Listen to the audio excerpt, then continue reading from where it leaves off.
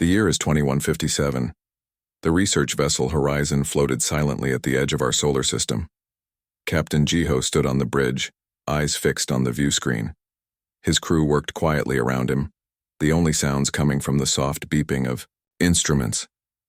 "Captain, sensors detecting an anomaly," said Officer Minji, her voice steady despite her widening eyes. It's huge." Before Jiho could respond, the emptiness of space before them shimmered. A massive ship appeared where moments before there had been nothing. It dwarfed the horizon, gleaming with a metal unknown to human science. "All stations, alert status," Jiho ordered calmly. "Open communications." The alien vessel pulsed with light. Then, to everyone's shock, a voice came through in perfect English. "Greetings, humans. We are the Consortium, a union of 27 spacefaring civilizations." First Officer Junho whispered, "They speak our language." "We've been studying you," continued the voice. "We wish to establish formal contact with your species." Within hours, the United Terran Alliance headquarters on Earth was buzzing with activity. Humanity had prepared for this moment for generations, but the reality of first contact still sent shockwaves through society. A delegation from the consortium transferred to the horizon. Their leader, Ambassador Taeyong, was tall and slender, with pale blue skin and 4 arms. He moved with careful grace in Earth's gravity. "Your world is young," Taeyong told Jiho during their first meeting. "But your advancement is remarkable." The consortium representatives asked for access to human historical records, which was granted. They seemed especially interested in Earth's wars and conflicts. Science Officer Yunji noticed the change first. "They're becoming distant," she reported, to Jiho in private. After viewing our military history, their body language shifted. Security Chief Dongwu added, "I've detected unauthorized scans of our systems. They're mapping our defenses, Captain." Jiho frowned. "Keep this information private for now." Continued diplomatic protocols. Days passed. The consortium delegates shared stories of their vast alliance, spanning 3 spiral arms of the galaxy. They described peaceful cooperation lasting thousands of years. But they asked questions that made Jiho uncomfortable. "How do humans handle dissent?" Taeyong asked during a dinner. "What methods do you use to control aggressive individuals?" Communications officer here and discovered the encrypted transmissions by accident. While adjusting the ship's array, she picked up bursts of data being sent from the consortium vessel to distant locations. "It's heavily coded," she told Jiho. "But I've managed to decrypt fragments. They're sending detailed scans of Earth's orbital defenses." That night, Jiho invited Taeyong to his private quarters. He poured 2 glasses of traditional Korean soju and offered one to the ambassador. "To new friendships," Jiho said. Taeyong's 4 hands remained still. "Captain, I sense you have concerns. Why are you scanning our defenses? Why transmit them without our knowledge?" A long silence followed. Finally, Taeyong spoke. "Your species is unusual, Captain Jiho. In our experience, civilizations with your level of technology are more settled." "Settled? You still fight among yourselves. You still harbor competitive instincts that most species evolve beyond. Yet you've achieved spaceflight, colonized your system, developed advanced AI. The combination is concerning."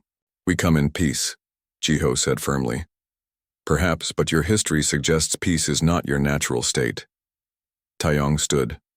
"The consortium must assess whether humanity represents a threat to galactic stability."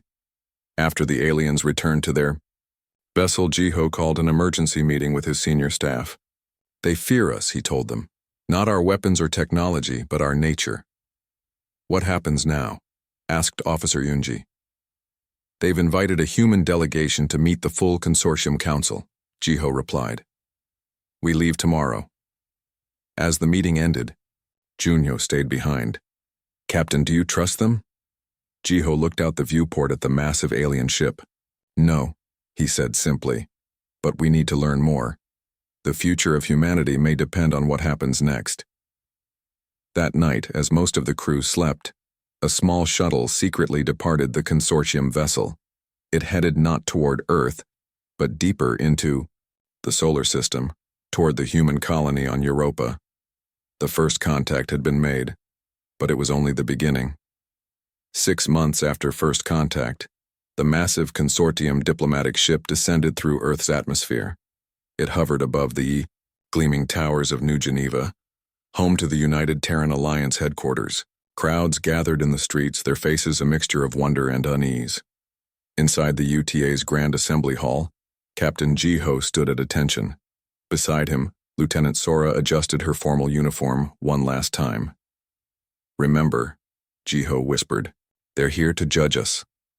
The doors swung open. Grand Arbiter Minsu entered first, flanked by representatives from 7 different consortium species. Minsu had 4 eyes arranged in a diamond pattern and skin that shifted colors with his emotions. Currently, he displayed a cautious yellow-green. "Welcome to Earth," said UTA President June, bowing slightly. "We are honored by your presence." Minsu's skin rippled blue. "The honor is mutual. We come to formally assess humanity's readiness to join the galactic community." What followed was a ceremony broadcast worldwide. The consortium presented gifts of knowledge, star charts mapping thousands of systems, basic principles of faster-than-light travel, and histories of other civilizations. But Lieutenant Sora, assigned as a liaison to the delegation, noticed discrepancies. When alone with the visitors, they asked different questions than in public.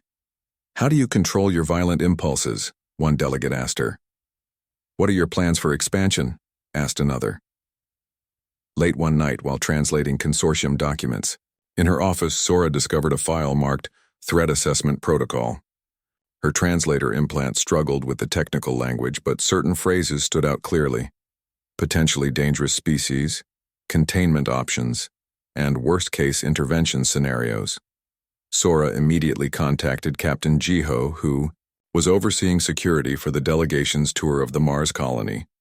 "They're not assessing our readiness to join them," she explained over the secure channel. "They're determining if we're too dangerous to allow into the wider galaxy." Jiho's face hardened on the screen. "I suspected as much. Continue your work, but be careful." The assessment continued for weeks. The delegation visited human colonies on Mars, Europa, and Titan. They observed schools, hospitals, art galleries, and military installations. They interviewed humans from all walks of life. At a reception on Titan's main dome, Sora noticed one delegate standing apart from the others. His name was Do-hyun, the youngest member of the delegation. His species resembled humans more closely than the others, with only the faint shimmer of his skin marking him as alien. "You seem troubled," she said, approaching him with a glass of synthesized wine. Do-hyun hesitated before speaking. "Your species is fascinating. In my studies, I've never encountered a civilization that advanced so quickly while maintaining such contradictions." "Contradictions? You fight wars yet write poetry about peace. You compete fiercely yet sacrifice for strangers. Most species in the consortium evolve through cooperation, not competition." Sora smiled. "Perhaps that's what makes us human." Do-hyun glanced around to ensure they weren't overheard. "Some in the consortium believe humanity should be contained. They fear what would happen if your aggressive survival instincts were unleashed among the stars." "And what do you believe?" Sora asked quietly. Before he could answer, Grand Arbiter Minsu approached, his skin now a deep purple. "Delegate Do-hyun, you're needed for the cultural analysis." After Do-hyun left, Minsu turned to Sora. "Lieutenant, your species is indeed remarkable. But remember, not all remarkable things are beneficial." That night, Sora couldn't sleep. She reviewed her notes on the delegation, looking for patterns. 3 of the 7 delegates seemed sympathetic to humanity. The others, led by Minsu, appeared increasingly concerned. Her computer chimed. A message appeared, from Do-hyun, sent through an encrypted channel. "Not all of us agree with the preliminary assessment. Some of us see humanity's potential. But be warned, decisions may already have been made. Certain elements won't wait for the formal conclusion." As Sora read the message, Alarms blared throughout the Titan colony. The emergency system announced, "Security breach in Sector 7. All personnel evacuate immediately." Sector 7 housed the colony's defense systems. The explosion in Titan Sector 7 sent tremors through the colony dome. Lieutenant Sora rushed to the command center, finding Captain Jiho already there, his face illuminated by emergency lights. "Someone sabotaged our defense grid," Jiho said grimly. "All evidence points to human extremists." Sora shook her head. "Too convenient. This happens right when the consortium is evaluating our threat level." Security footage showed masked figures planting devices near critical systems. Their movement seemed human, but something about them struck Sora as off. Too fluid, too precise. "We need to investigate this ourselves," Jiho decided. While the official investigation blamed the Earth First movement, a fringe group opposing alien contact, Jiho and Sora began collecting their own evidence. They discovered similar incidents had occurred at other human outposts, always blamed on human terrorists, always targeting systems that would alarm the consortium. 3 days later, Do-hyun contacted Sora again. They met in a quiet hydroponics garden on Titan's North Dome.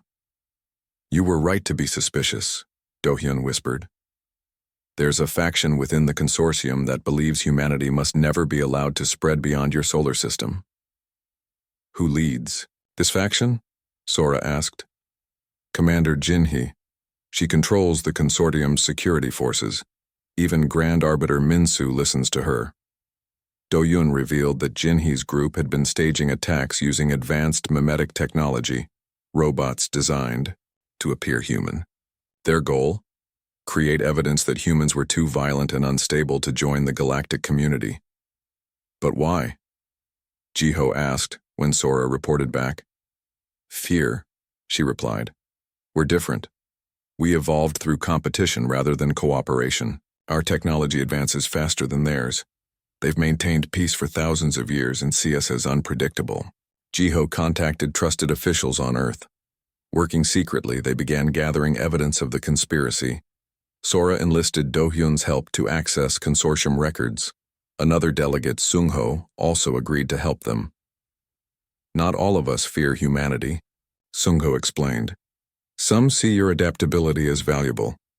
Through careful analysis, they discovered Jinhee's plan. The assessment was a facade. The consortium security fleet was already positioning for a quarantine operation that would isolate humanity in their solar system, permanently. "We need proof to present to the full consortium council," Jiho insisted. Using Sung-ho's access codes, they infiltrated the consortium mothership's data core. There they found detailed plans for the false flag operations and the upcoming containment of Earth. As they downloaded the evidence, alarms blared. Commander Jinhee herself appeared with armed guards. "I'm disappointed, Do-hyun, Sung-ho. Consorting with primitives." Her voice was cold. "And you humans, proving my point about your dangerous curiosity." "The council will hear the truth," Sora insisted. Jinhee laughed. "The council follows my security recommendations. They always have." She ordered her guards to arrest them all. "You'll be detained until the operation is complete. By then, it won't matter what you know." As they were led away, Sora noticed something odd. The guards seemed to avoid touching Jiho. She realized he still had the data chip hidden in his sleeve. In the detention center, other consortium members who had opposed Jinhee's plans were also being held. Sora recognized scientists and diplomats who had shown interest in human culture. "They're purging everyone sympathetic to humanity," whispered Sung-ho. Through the cell window, they watched as a massive fleet of consortium warships emerged from hyperspace, hundreds of vessels more than anyone had imagined existed. "The quarantine fleet," Do-hyun said bleakly. "They'll establish a blockade around your entire system." Jiho moved close to Sora. "If we can get a message to Earth..." Sora nodded slightly. The plan was risky. While the guards weren't looking, Jiho slipped the data chip into a small communication device Sung-ho had managed to hide. As the armada gathered, Sora prayed the message would reach Earth in time. Their civilization's future depended on it. The message Jiho and Sora sent reached Earth just as the consortium armada positioned itself throughout the solar system.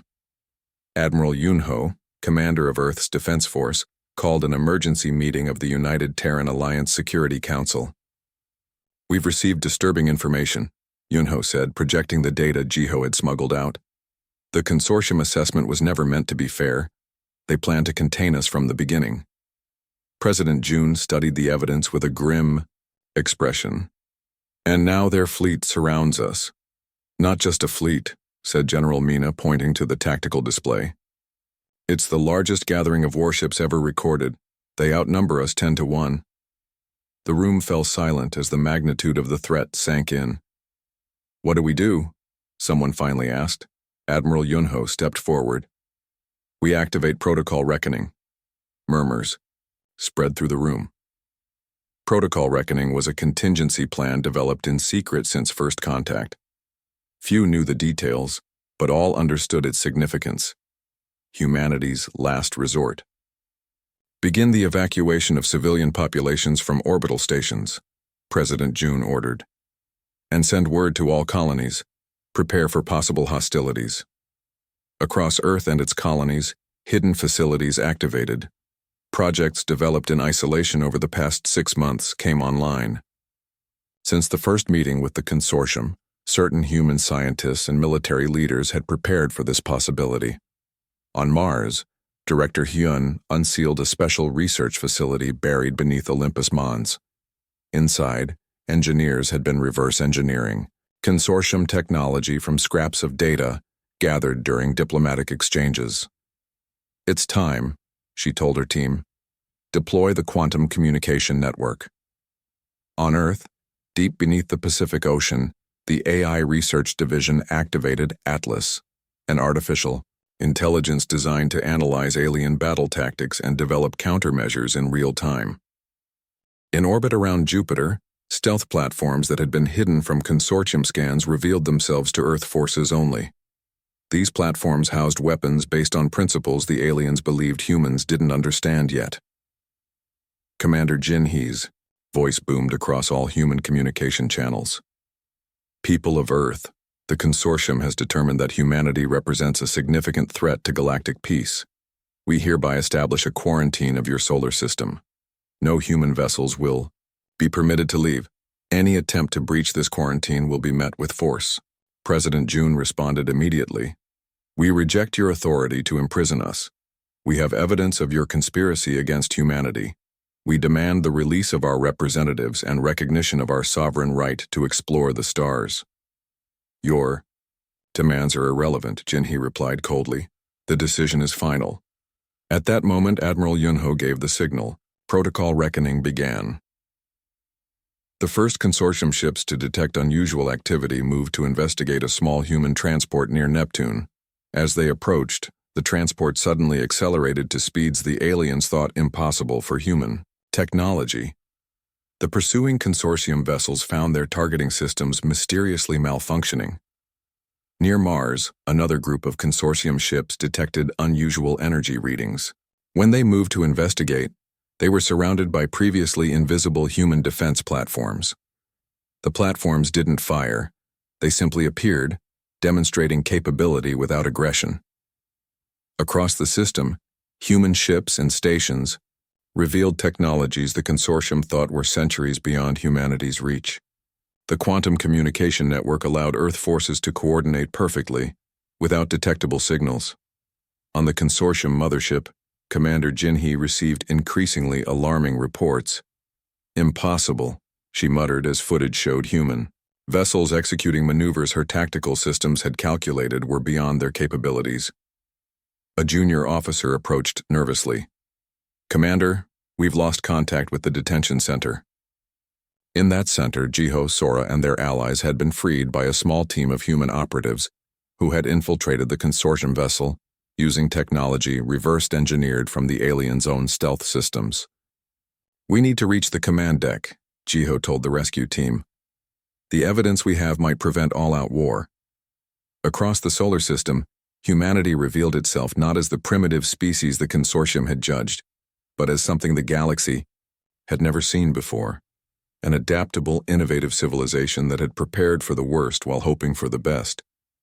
Commander Jinhee stared at the tactical display in disbelief. The human forces were not only resisting, they were succeeding. Her carefully planned containment operation was falling apart. "How is this possible?" she demanded. "Their technology shouldn't be this advanced." A senior analyst replied, "They've been studying us since first contact. They've adapted our own technology and improved upon it." On the command deck of the human flagship Valor, Admiral Yunho watched as Earth forces systematically disabled consortium weapon systems without destroying their ships. "Maintain defensive positions," he ordered. "We don't want to destroy them, just show them we can't be contained." The consortium had expected humans to either surrender immediately or fight recklessly. Instead, they encountered disciplined restraint. Combined with technological innovation, human ships moved in patterns the consortium's combat AIs couldn't predict. Their weapons targeted only critical systems, avoiding casualties. Meanwhile, Jiho, Sora, and their rescue team fought their way toward the consortium mothership's communication center. Dohyun and Sungho led the way, using their knowledge of the ship's layout. "We need to broadcast the evidence to all consortium worlds," Sora explained. "Not just the military. The civilians need to see what their leaders planned." They reached the communication hub and secured it after a brief struggle. Sungho began working on the systems while the others stood guard. "I can access the central network," he said, "but we'll only have a few minutes before they lock us out." Jiho placed the data chip into the console. "Then let's make those minutes count."